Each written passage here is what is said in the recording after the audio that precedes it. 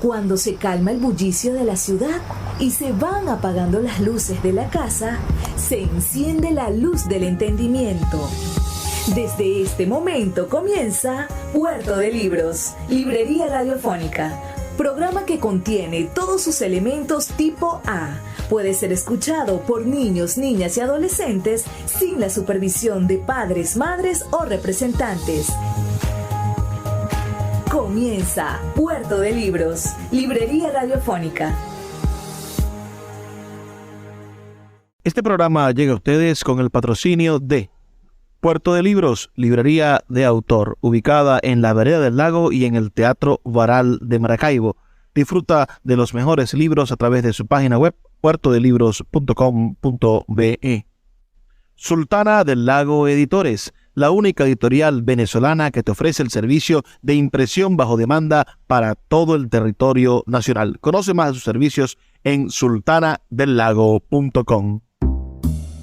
Bienvenidos a Puerto de Libros, librería radiofónica. Les habla Luis Veroso Cervantes, quien de lunes a viernes de 9 a 10 de la noche trae para ustedes este espacio a través de la Red Nacional de Emisoras Radio Fe y Alegría, 23 emisoras conectadas para llegar a sus hogares con buenos libros, con maravillosas oportunidades de crecer como individuos a través del conocimiento.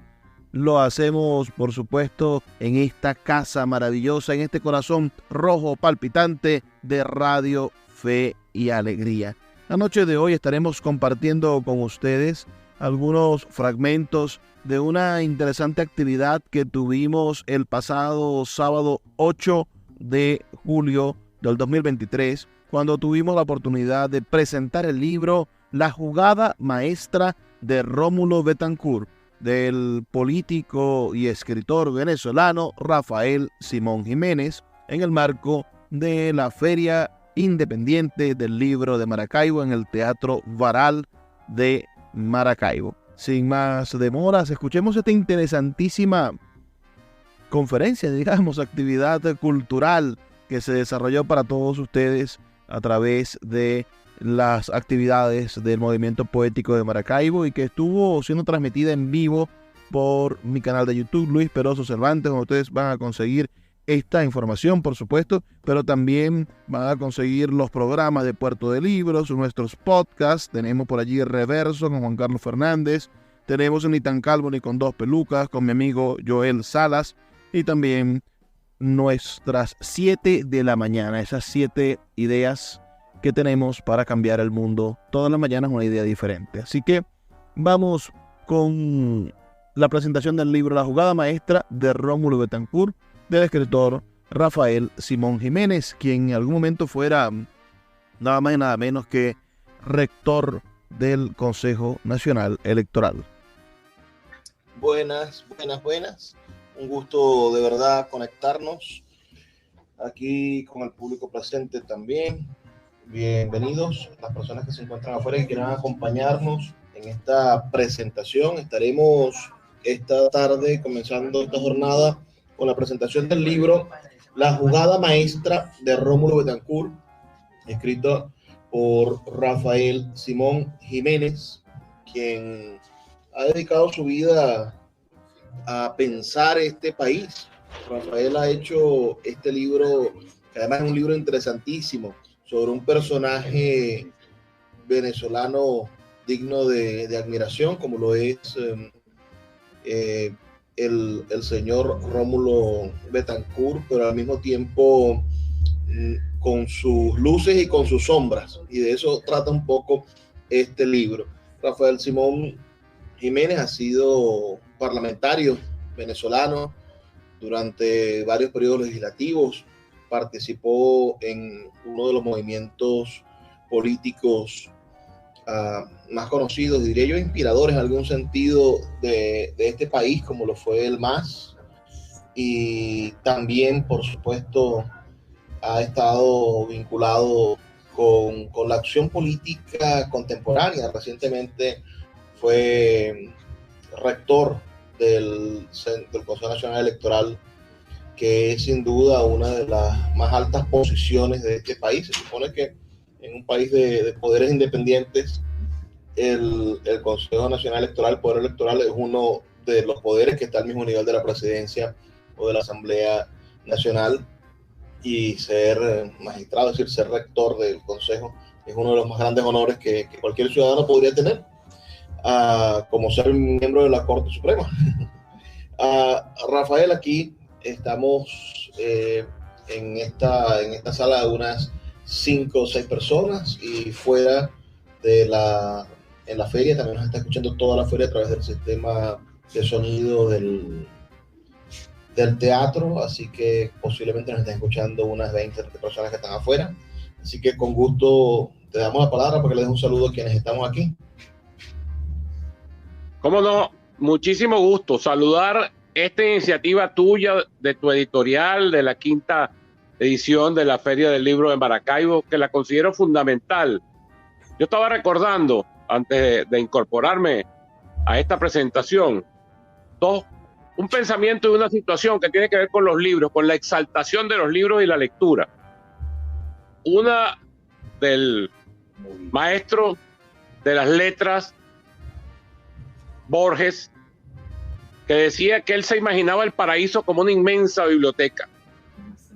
Y hoy veía, chico, una cosa que me llamó particularmente la atención, que es la Feria del Libro de Kiev, la capital de Ucrania, que como todos sabemos, ayer se cumplieron 500 días de la agresión de Rusia a Ucrania. Y el logo de la feria es fenomenal, porque aparece una biblioteca y un montón de libros abajo, y una especie de protección frente a las bombas y frente a toda la guerra. Es decir, de alguna manera, la lectura, la reflexión son antídotos contra la violencia, contra la fuerza, contra la brutalidad, contra todas esas expresiones, digamos, despreciables que lamentablemente el ser humano ha practicado a lo largo de la historia y que lamentablemente también siguen vigentes. Como tú bien lo dijiste, Rómulo Betancourt es un personaje fascinante. Y tú hacías una precisión que yo destaco siempre cuando escribo de Betancourt. Este es mi 3er libro sobre Betancourt. Yo tengo 2 libros anteriores, uno que se llama La lucha por el liderazgo, donde comparo a Betancourt y a Jovito Villalba, que vivieron vidas paralelas, liderazgos paralelos desde la Semana del Estudiante de 1928. Luego tengo otro libro que llamó mucho la atención, por cierto, con un prólogo extraordinario de mi fallecido amigo y inolvidable amigo Américo Martín, que se llama El pleito de los 2 Rómulos, que pretendía hacer precisiones sobre las diferencias que tuvieron Rómulo Betancourt y Rómulo Gallego antes del golpe del 24 de noviembre de 1948. Pero además, yo creo que de alguna manera tú lo insinuabas, yo en los personajes soy poco dado a la geografía, a pretender, digamos, convertir a los personajes en dioses. Yo decía que si algo le debe satisfacer a Rómulo Betancourt, si estuviera viendo lo que está pasando en Venezuela en los últimos tiempos, no solamente por el contexto político, sino por situaciones, es que muchos de los que lo denigraron y muchos de los que escribieron en su contra, luego se convirtieron de verdad en sus hagiógrafos. Yo quiero destacar 2 grandes amigos míos, por cierto, y muy respetados historiadores, que son, en el caso de Carrera Dama, que está de Vito y coleando, que es un extraordinario historiador, pero Manuel Caballero de joven, que también fue mi amigo toda la vida y compañero, como tú lo dices. Yo fui fundador en 1971 del MAS, teniendo yo 16 años, y Manuel Caballero en sus años mozos, bueno, escribió, derramó toneles de tinta fustigando a Rómulo Betancourt, y después se convirtió, tiene uno de los mejores libros, un libro que se llama Betancourt, Político de Nación. Yo Betancourt siempre lo veo desde la perspectiva humana, es decir, como tiene que verse en la historia a los personajes, con sus defectos, con sus virtudes, con sus manifestaciones humanas. Es que los seres humanos somos imperfectos por naturaleza, como digo yo. Dios se reservó la perfección para él y nos hizo entonces proclive a todas las cosas buenas, a las cosas malas, a equivocarnos, a tener siempre que perseverar. Lo más importante del hombre es que tenga capacidad de reflexión y sobre todo capacidad de enmienda, de arrepentimiento, de corrección. Hoy en día en Venezuela, que la política está tan puesta en la picota, yo creo que una de las cosas que hay que rescatar es esa capacidad de enmienda que tuvo Rómulo Betancourt. Fíjate tú, y por aquí voy a meterme, por supuesto, en breves palabras, a hacer una especie de síntesis del libro. 1958 es un año importantísimo, quizás el año más importante en nuestra era democrática y quizás el año más importante del siglo XX venezolano. ¿Por qué lo es? Porque en 1958 Venezuela tiene 138 años de vida republicana, 128 años de vida republicana, desde el momento en que Venezuela se separa de la Gran Colombia en 1830, hasta ese momento, hasta 1958, Venezuela en 128 años de vida republicana solamente ha conocido 3 años de democracia, entre el 45 y el 48, es decir, entre el golpe que derroca al general Medina Angarita y el golpe que derroca al ilustre novelista Rómulo Gallego. Es decir, era un país acostumbrado al caudillismo, a las guerras civiles, al atropello, a la brutalidad. No habíamos conocido la libertad. Y en 1958 se produce el derrocamiento de la dictadura de Pérez Jiménez y una explosión de libertad. Yo tenía 5 años cuando cayó Pérez Jiménez en 1958, pero la recuerdo con mucha pasión, quizás porque siempre he estado involucrado en el hecho político. Mi papá era adversario, por supuesto, de la dictadura Pérez Jimenista, y mi papá tenía 5 años ya exilado en Colombia. Entonces, nosotros también fuimos presos, digo yo, presos en el buen sentido de la palabra, de aquella ilusión, de aquella esperanza. Bueno, era la democracia, era la libertad, era todas estas cosas. Pero lo importante en este caso, digamos, de lo que tiene que ver con lo que yo llamo la jugada maestra de Rómulo Betancourt, que es una frase que quito prestada de Américo Martín, por cierto, bueno, tiene que ver con la manera como los 10 años de exilio de Betancourt, transcurridos entre 1948 y 1958, le permitieron tener una profunda reflexión, una profunda autocrítica y una profunda corrección de los errores. Ojalá que quienes hoy en día están en la política son tan proclives a no reconocer los errores y a perseverar una y otra vez, no solamente en el error, sino en el mismo error, que es peor todavía, bueno, leyeran este libro, porque este libro da lecciones intemporales. Es un libro histórico, es un libro sobre un personaje histórico, pero las lecciones que deja son lecciones intemporales para todos los momentos, y ojalá, te repito, sobre todo los jóvenes que hoy en día son lamentablemente tan ajenos a la lectura, a meterse en esto, pudieran tener acceso a esta reflexión. Puerto de Libros, Librería Radiofónica, tu canal diario para encontrar nuevos libros. Con el poeta Luis Peroso Cervantes. Síguenos en @Librería Radio. Del 7 al 16 de julio, ven a disfrutar la 5ª edición de la Feria Independiente del Libro de Maracaibo en el Teatro Baral. Más de 80 actividades en 10 días, presentaciones de libros, foros y conversatorios, todo en torno al maravilloso mundo de los libros. Descubre nuevas lecturas con la expoventa de libros más grande de la ciudad. Más de 6.000 títulos diferentes disponibles para la venta, con la presencia especial de la editorial invitada Ediluz, la editorial de la Universidad del Zulia. Descubran novedades y consigan ese libro que siempre han estado buscando. No se pierdan esta edición de la Feria Independiente del Libro de Maracaibo, Filmar, desde el viernes 7 hasta el domingo 16 de julio en el Teatro Baral de Maracaibo. Leer con la vida a pleno sol. El poeta Luis Peroso Cervantes le acompaña en Puerto de Libros, Librería Radiofónica, por Radio Fe y Alegría, con todas las voces.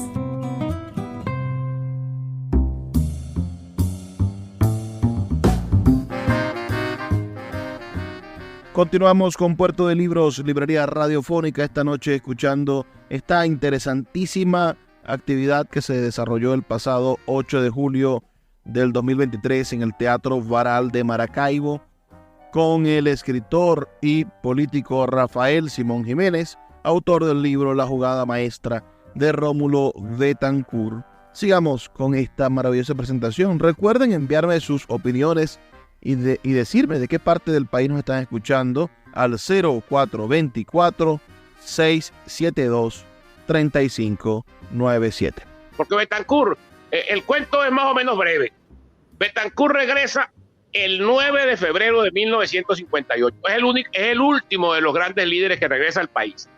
Regresa primero Jóbito, después regresa Caldera, después regresa Gustavo Machado, y él es el último de los que regresa, entre otras cosas, porque se decía con insistencia de que los militares, incluso los militares que habían derrocado a Pérez Jiménez, no querían que Betancur volviera a Venezuela, porque lo veían como un factor de perturbación, como un factor de polarización, como un personaje nefasto, vamos a decirlo así, que podía introducir elementos de desestabilización en el momento político. Sin embargo, al final se impone, por supuesto, la sensatez, la cordura, y Betancur regresa el 9 de febrero de 1958. En la Plaza Diego Ibarra del Silencio, donde eran las grandes concentraciones, Betancur hace una de sus piezas oratorias. Betancur era dramático y además era florido en su lenguaje, ¿no? Porque allí dice, al final, llamando a cesar los odios, bueno, es el momento de la paz, es el momento de entendimiento, y dice, la frase final es: de aquí saldré al cementerio general del sur para jurar sobre la tumba de mis padres y la de nuestros mártires inolvidables que seré un hombre desprovisto de cualquier ambición de poder. Porque Betancur sabía que el ambiente le era totalmente adverso. Cuando Betancur regresa al país, tiene nada menos que en contra.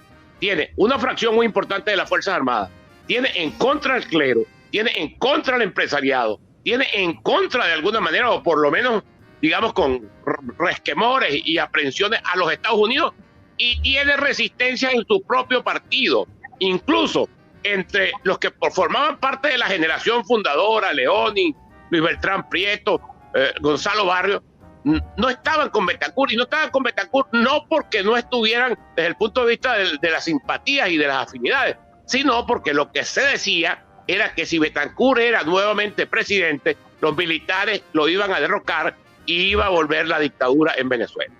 Entonces, en los 10 meses que median entre el regreso de Betancur, el 9 de febrero de 1958, y el 7 de diciembre de 1958, Betancur logra una jugada maestra.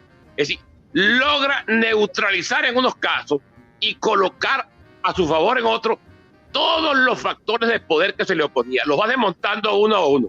Desmonta las aprehensiones y las resistencias en el empresariado, hace unas buenas relaciones con la iglesia, logra de alguna manera ganar por lo menos la neutralidad de las Fuerzas Armadas frente a él, y finalmente también hace una jugada maestra, porque él juega todo ese año, estuvo planteado sobre el tapete político la posibilidad de una candidatura única, de una candidatura de entendimiento, porque todos los partidos venían con el propósito de contribuir a la estabilidad democrática. Bueno, Betancur es el primero. Como Betancur conoce también los personajes que estaban sobre el tapete y el contexto en el que estaba jugando políticamente hablando, bueno, Betancur se dedica a ser el más apasionado defensor de la unidad, porque sabe, conoce a Jóbito, conoce a Caldera, conoce a sus adversarios y sabe que esos nunca se van a poner de acuerdo en una candidatura única. Y fíjense ustedes que es tan defensor de la unidad que Acción Democrática, estando las elecciones convocadas para el 7 de diciembre de 1958, termina proclamando su candidato, en este caso Rómulo Betancur, en octubre de 1958, cuando los demás partidos han roto la unidad. URD, el partido de Jóbito Villalba, ha lanzado al contraalmirante Wolfgang Larrazábal, Caldera ha lanzado su propia candidatura, y ya cuando no hay otra opción, es cuando Acción Democrática proclama a Rómulo Betancur. Incluso en la proclamación de Rómulo Betancur se deja todavía abierta la posibilidad de que si hay una candidatura de consenso, Betancur renunciaría a favor de él. Es decir, es una jugada de un maestro de la política, de un hombre con un gran sentido de la realidad, y sin duda alguna, pues un poco aquella caracterización que hizo Herrera Luque cuando hablaba de los 4 reyes de la baraja, ¿no? En el siglo XIX, Páez y Guzmán, y en el siglo XX, Gómez, por otras características, y Betancur, que sin duda alguna fue el político por lo menos más exitoso que ha tenido Venezuela en su historia contemporánea. Mira, vamos a abrir un parangón de preguntas para los que quieran preguntarte algo, pero yo de una vez te pregunto, porque ver a Betancur hacer eso, escucharte analizar ese escenario, me hace de una vez preguntarte ¿qué podríamos aprender de la jugada maestra de Betancourt para aplicarlo en el Juego de Tronos de la política hoy, de las primarias? ¿Quién crees tú que debería aplicar esa jugada maestra de Betancourt ahorita? ¿Quién podría hacerlo? ¿O quién lo está haciendo sin que nos demos cuenta? Mira, es difícil hoy en día. Y yo lo digo, mira, porque cuando uno tiene tantos años en la política y uno hace crítica sobre los jóvenes que están dirigiendo la política ahora en lo fundamental, la gente tiende a creer que es que uno siente nostalgia de protagonismo y que piensa aquello que piensan los viejos, que todo tiempo pasado fue mejor. No, yo creo que cada generación tiene un rol específico y tiene un papel protagónico específico.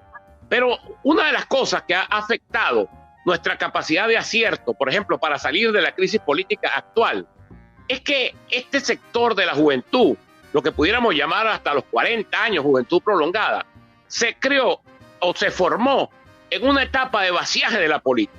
Yo que me incorporé a la política muy joven, por allá en el 65, 64, en esa época era obligatorio leer, aprender, pero no era solamente la iniciativa particular de uno, sino que los propios partidos, cada uno, tenían escuelas de formación, donde de alguna manera te adoctrinaban, te invitaban a la reflexión, a la lectura, al debate ideológico. Todo eso se perdió porque los partidos, mucho antes de la llegada de Chávez al poder, se desfiguraron totalmente, perdieron su perfil ideológico y luego perdieron su perfil ético también.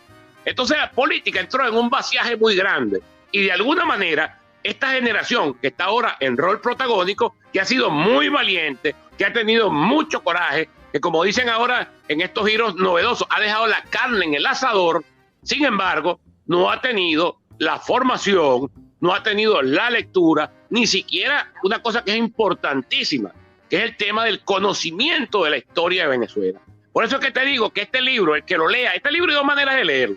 Una manera de leerlo es, digamos, anecdóticamente, viendo, 1958, Betancourt vino. La otra manera es reflexionando sobre el libro, es decir, reflexionando sobre la conducta de un hombre como Betancourt, que fue capaz de corregir sus propios errores, que fue capaz de enmendar sus propios errores y que con una visión muy realista, muy pragmática, muy con los pies en la tierra, que siempre lo caracterizó, fue capaz de hacer esto que yo llamo una jugada maestra. Entonces, esto deja un conjunto de enseñanza. Yo siempre digo que los libros tienen dos maneras de leerse. Una manera de leerse es lo anecdótico, sobre todo en la historia, bueno, que pasó tal cosa o no pasó tal cosa, y otra manera es yendo, digamos, al fondo del asunto, que es eso, la enseñanza, las experiencias, que todas estas cosas dejan y que no se copian, porque el tema no está en copiar las cosas mecánicamente, porque la historia nunca se repite mecánicamente, pero sí asimilar las experiencias que pueden ser muy valiosas. Todo esto, mira, yo no soy historiador profesional y siempre lo digo. Algunos amigos míos se ponen bravos cuando yo digo, no estás diciendo eso, Rafael Simón, pero es que yo no soy historiador profesional porque yo soy político, como todo el mundo. Ahora, utilizo la historia, la he utilizado desde muy joven como una herramienta de análisis político, es decir, como una herramienta que puede guiar la acción política y que nos puede hacer ser asertivo, exitoso y encontrar los caminos. Tú te imaginas si este libro se leyera masivamente, yo estoy seguro que serviría no solamente para conocer lo que Betancourt hizo, sino para algunas experiencias que nos pudieran permitir salir de este tremendo atascón en el que estamos metidos los venezolanos. Ciertamente. Bueno, vamos a abrir el panel para que cualquier persona que se encuentre aquí pueda hacerte una pregunta. Voy a mostrarte, cambiar la cámara de sitio para que tengamos a los compañeros. No sé si alguien quiere hacer una pregunta. Víctor. Rafael, muy bien. Esta pregunta, pero es a manera de algo que me ocurrió entonces que me atreví a decir. Betancourt fue el presidente más importante que haya tenido el país. Y me dice aquel hombre de izquierda, cállate, no lo diga tan alto. A través de esto es lo que quiero preguntarle. ¿Por qué hay tanto interés en anular, oscurecer la imagen de este gran hombre?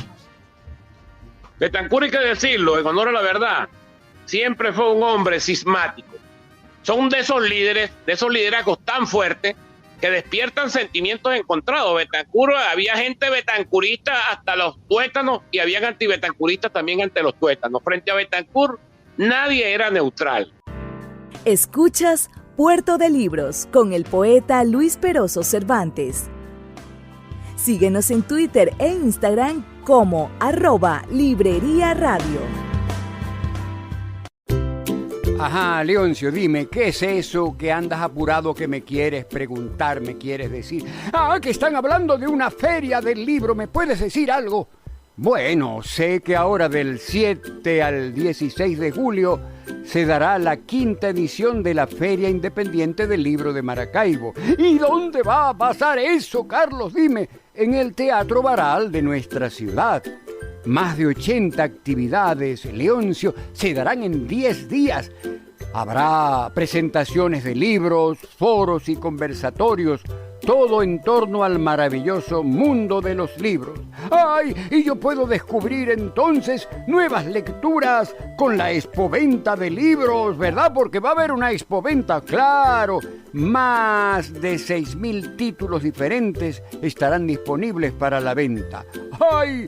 Con la presencia especial de la editorial invitada. Eso me dijo Carlos Pérez Ediluz, la editorial de la Universidad del Zulia. ¡Ah! Leoncio, no te pierdas y descubre las novedades y consigue ese libro que siempre has estado buscando. ¡Ah! Allí estaré, yo no me voy a perder de esa feria. No se pierdan, amigos, esta edición de la Feria Independiente del Libro de Maracaibo. Filmar, déjame decir. Dale pues, dilo tú. Desde el viernes 7 hasta el domingo 16 de julio en el Teatro Baral de Maracaibo.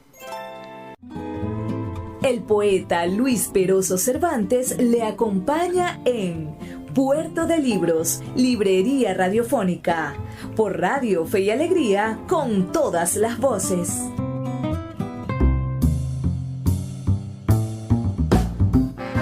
Continuamos en Puerto de Libros, Librería Radiofónica, a través de la Red Nacional de Emisoras Radio Fe y Alegría. Esta noche, escuchando las palabras y el intercambio de ideas en la presentación del libro La Jugada Maestra de Rómulo Betancourt. ¿Qué opinión les merece esa jugada maestra de Rómulo Betancourt? ¿Qué les ha parecido este programa de la noche de hoy? Háganmelo saber al 0424-672-3597 o a nuestras redes sociales @Librería Radio en Twitter y en Instagram. Pero no se preocupen que todavía no termina. Sigamos escuchando esta actividad que tuvo cabida el pasado 8 de julio en el Teatro Baral de Maracaibo. Y además a Betancourt le tocó, digamos, primero una vida política, digamos, de rupturas. Acuérdate que Rómulo Betancourt sale al exilio después de la Semana Santa del 7 de abril de 1928, se va a Curazao, hace un recorrido itinerante, y en ese momento Betancourt es marxista. Incluso Betancourt milita en el Partido Comunista de Costa Rica y es director de su órgano divulgativo, de su periódico.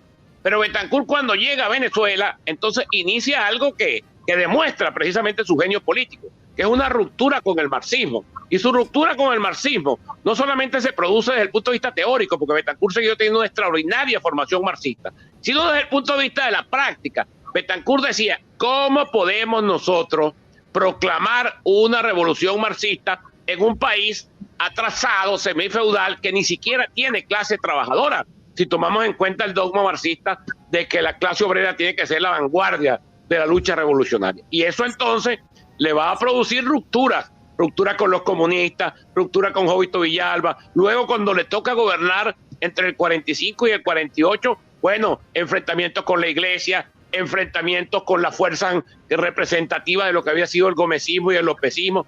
Después le toca el derrocamiento de Gallego, los 10 años de dictadura.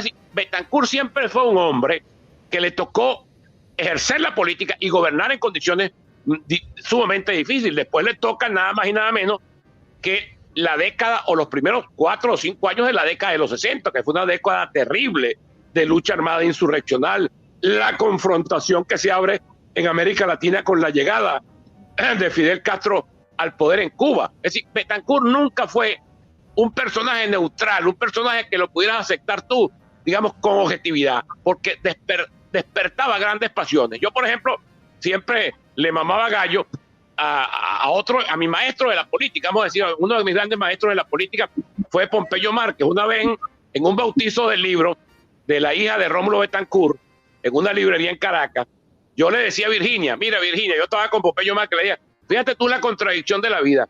Tu papá fue desde niño uno de los que me enseñó a mí a odiar a Rómulo Betancourt, siendo yo inconsciente. Uno era antibetancourista porque los comunistas le enseñaban a uno, que Betancourt traidor, que Betancourt agente del imperialismo, que Betancourt vendido. Y ahora Pompeyo Márquez es uno de los grandes admiradores de tu papá. Es ese viraje que te digo que se produjo en la intelectualidad y que se produjo también en muchos factores políticos, lo que yo apuntaba, por ejemplo, de Manuel Caballero. Es decir, gente que alderzó a Betancourt con mucha fuerza, incluso con ánimo de derrocarlo. Hay que ver lo que significó el gobierno de Rómulo Betancourt en términos de confrontación y de violencia. Bueno, y Betancourt tuvo que aplicar mano dura. Acuérdate, incluso hay unas frases controvertidas de Betancourt que todavía la gente las repite por ahí sin saber mucho la autoría. Eso de disparar primero y averiguar después, por ejemplo, que es una frase que efectivamente la pronunció Rómulo Betancourt, pero las frases como los personajes hay que colocarlas en el contexto en que se producen. Yo recuerdo otra frase de Betancourt a propósito de un frustrado golpe que hubo en La Guaira en enero de 1962, donde él decía que alguna persona que sea encontrada merodeando las instalaciones militares con ánimo de insurrección no será recibida con serpentinas ni con confeti, sino con plomo. Es decir, Betancourt fue un personaje que le tocó, te repito, tener un tránsito dificultoso y eso hizo que su liderazgo fuera, incluso yo creo que todavía controvertido. Cuando tú hablas con personajes de esos dogmáticos de la vieja izquierda, todavía cuando le hablan de Betancourt es como si le nombraran al diablo. ¿Alguien quiere hacer otra pregunta? ¿Algún comentario? ¿Por aquí? No, yo quisiera seguir con el tema actual. Okay. Buenas tardes. Mire, yo sigo en la cuestión de los jóvenes de ahora. ¿Cómo creer en estos jóvenes cuando no, que quieren ser presidentes, que quieren ser diputados, si no tienen ninguno tiene ese conocimiento político? Porque está bien, unos pueden ser abogados, pueden ser ingenieros, pero no tienen esa enseñanza política que tuvieron esta gente del pasado, como Rómulo Betancourt, como Raúl Leoni, Jovito. O sea, ellos podrán tener muchas ganas de cambiar el país, pero no políticamente no saben cómo, porque ya nos han demostrado que políticamente no saben cómo hacerlo. Entonces nosotros como ciudadanos comunes, ¿cómo confiar en alguien que quiere tomar las riendas del país cuando no sabe cómo hacerlo? O es que será ensayo y error, no sé, yo tengo esa preocupación. Mira, no sé. Yo no creo que sea ensayo y error, ¿no? Yo lo que creo es que en Venezuela, yo daba una conferencia antier a propósito del 5 de julio, y yo decía que nosotros tenemos que romper, y eso no es fácil porque es un problema cultural y de muchos años, romper con la cultura del caudillismo, del mesianismo, del providencialismo, porque los venezolanos siempre andamos buscando un personaje milagroso que nos saque de las dificultades. Así fue como surgió Chávez en la década de los 90, ¿no? Siempre pensando en el hombre providencial. El hombre providencial es la evolución del hombre a caballo, es decir, de los caudillos pues, que esclavizaron y que supliciaron a Venezuela durante todo el siglo XIX. Entonces yo lo que creo es que los venezolanos y los ciudadanos, como tú bien lo dices, de a pie, los venezolanos común, tenemos que involucrarnos colectivamente en la solución de nuestros problemas. Porque nosotros siempre, yo creo que eso es producto también de la cultura del petróleo, que nos hizo ser demasiado dependientes. Es decir, nosotros siempre andamos buscando quién vendrá, como el Chapulín Colorado, quién vendrá a salvarnos. Yo creo que aquí, como decía aquella vieja proclama, solo el pueblo salva al pueblo. Yo lo que creo es que hay que hacer un gran ejercicio colectivo y más que fijarnos en un personaje providencial o en un líder carismático, creo que tenemos que ver a Venezuela como parte de un gran esfuerzo compartido, de un equipo que conformemos todos los venezolanos y que orientemos las cosas por donde las cosas tienen que ser para salir, te repito, de esta terrible situación. Porque nosotros, mira, yo eso lo veo y no lo veo con piedad, porque la palabra no es piedad, pero lo veo con objetividad. Esta generación de jóvenes, repito, no es que ellos sean descuidados, no es que no tengan interés, es que ellos entraron a la política en el momento en que la política se había vaciado de contenido, en que los partidos se habían desfigurado, en que las ideologías habían perdido poder explicativo. Entonces, no hay idea, no hay motivación para el debate político, que fue lo que me llevó, por ejemplo, a mí no me gusta ponerme de ejemplo, pero es que todos en mi generación estábamos obligados a formarnos, porque era parte de un debate ideológico, desde que tú entrabas al liceo a estudiar secundaria. Bueno, allí estaba la confrontación ideológica, la izquierda por un lado, Acción Democrática por otro, la democracia cristiana por otro, y esa controversia, esa polémica, esa disputa por el liderazgo obligaba a cada quien a reforzar su arsenal ideológico, su arsenal ideario, y los propios partidos tenían sus escuelas de formación. Cada uno tenía una escuela de formación, un instituto de formación, donde te promovían charlas, cursos, jornadas de formación. Y eso es lo que lo obligó a uno, si se puede decir, yo creo que la generación nuestra estuvo sobreideologizada más bien. Ahora bien, eso luego decayó, eso luego perdió, repito, toda vigencia. Y hoy en día, estos muchachos, yo repito, yo creo que estas generaciones que le ha tocado bregar con esta situación terrible que hemos vivido los venezolanos en los últimos 23 años, ha tenido el mérito del valor, del coraje, de la lucha, y eso no es poca cosa. Pero bueno, yo creo que lo que tenemos que hacer es eso, buscar respuestas colectivas y dejar de estarle asignando la solución de nuestros problemas a hechos providenciales o a líderes providenciales y carismáticos, porque por allí no es la solución. Excelente. Bueno, tenemos un tiempo solo para una última pregunta antes de pasar a la siguiente actividad. No sé si alguien más quiere hacer una pregunta. Si no, a mí me gustaría preguntarle por el CNE que se está conformando. ¿Qué le parece este asunto de que los rectores del CNE, que se había llegado quizás a algún acuerdo, han renunciado, los de oposición y los no de oposición? ¿Qué cree usted que sucede en Dinamarca? ¿Qué podría dejarnos ver usted sobre lo que está pasando con el CNE y esta jugada que posiblemente sea parte del gobierno para desestimular el voto? Te contesto con lo de Dinamarca. Decían, algo huele mal en Dinamarca. Bueno, así mismo pasa aquí. Algo huele mal. Uno no puede todavía, con responsabilidad y con seriedad, afirmar hacia dónde van las cosas. Pero si el gobierno, porque el gobierno es el que produce la crisis y el que hace renunciar a los rectores, si el gobierno hace esa jugada hacia la designación de un nuevo CNE, tiene que ser para nombrar un CNE que cumpla lo que el gobierno le interesa, que es la labor de disuadir a los venezolanos de la utilización de la vía electoral como el método efectivo para salir de esta situación. Síguenos en @Librería Radio. Sultana del Lago Editores es una empresa zuliana de servicios editoriales. Nuestro catálogo tiene más de 100 títulos de autores nacionales e internacionales. Además, somos la única editorial que presta servicios de impresión bajo demanda en Maracaibo. No necesitas invertir en grandes tirajes. Tus lectores pedirán tu libro, nosotros lo imprimiremos y tú obtendrás regalías. Por ello, también editamos internacionalmente en Amazon y Google Play Books. Conoce más en nuestra nueva página web www.sultanadelago.com o siguiéndonos en Instagram como @sultanadelago. El poeta Luis Peroso Cervantes le acompaña en Puerto de Libros, Librería Radiofónica, por Radio Fe y Alegría, con todas las voces.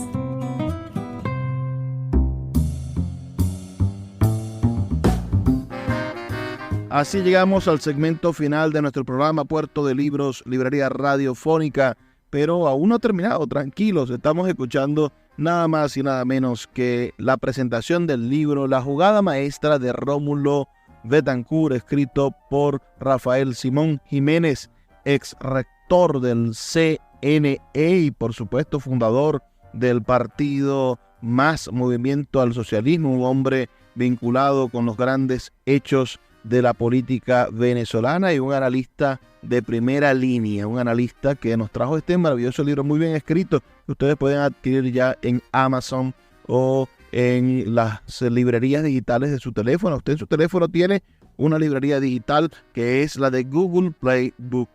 Allí en la palma de su mano, su teléfono, te puede comprar cualquier libro a través de un simple movimiento de muñeca. Así que sigamos escuchando estas palabras, esta presentación que tuvo cabida en el Teatro Baral de Maracaibo el pasado 8 de julio del año 2023.